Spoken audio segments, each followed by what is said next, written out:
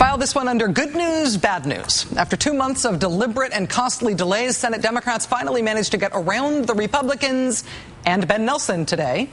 Literally minutes after the Democrat appointed to temporarily replace the late Senator Robert Byrd was sworn in, the Democrats plus the two main Republicans, Olympia Snowe and Susan Collins, voted to end the longstanding Republican and Ben Nelson filibuster on extending unemployment benefits. An extension very badly needed by 2.5 million Americans who've lost their jobs and cannot find new ones. That's the good news. There is an unemployment bill. The bad news? It's not a jobs bill. It used to be a jobs bill. Once upon a time, our fearless Senate leaders saw that the economy was still in very bad shape, that the unemployment rate in this country was still above 9%. So they got to work on a jobs bill, a bill designed to create jobs and stimulate the economy. But as the Republicans and Ben Nelson were delaying the jobs bill and blocking it from getting a vote, they were also busy whittling that legislation down into a teeny little sliver of a jobs bill. It's as if Senate Democrats told us they were preparing a delicious Thanksgiving dinner for us all, and then a couple of months later they proudly presented us with a single cold processed chicken nugget. Here's what the jobs bill was supposed to look like. Here's what was originally being proposed to create jobs and stimulate the economy.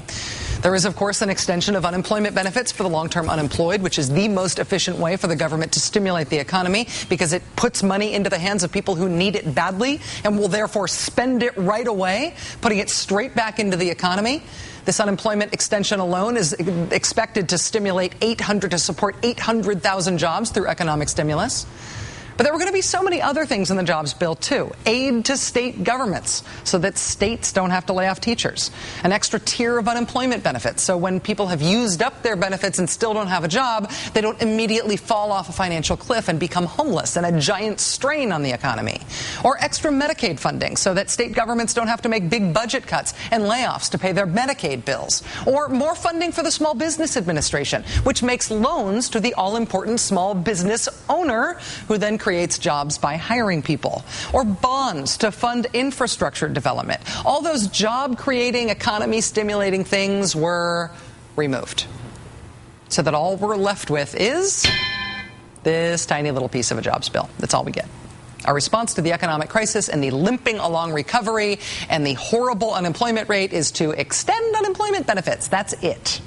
Ask any politician. Jobs are the #1 priority right now, right? Jobs, jobs, jobs, and then jobs, and then jobs. It took the new appointment of a new senator just to get this close to passing the most crucial sliver of a jobs bill because Republicans and Ben Nelson have filibustered every other component of a jobs bill. They say it's the most important thing in Washington. This is how they act. They're still filibustering it, in fact. The majority leader saying now that even now, Republicans are making him wait the required 30 hours before calling for a vote on this bill, even though that 30-hour rule is very often waived. And even when the filibuster is finally completely defeated, probably tomorrow, and the not really a jobs bill anymore bill is passed, it's still not going to be the Thanksgiving dinner-style jobs bill that we want and that the economy needs. It'll still be a legislatively disappointing processed chicken nugget jobs bill. Please pass the little tub of honey mustard sauce because I think there's only one nugget there.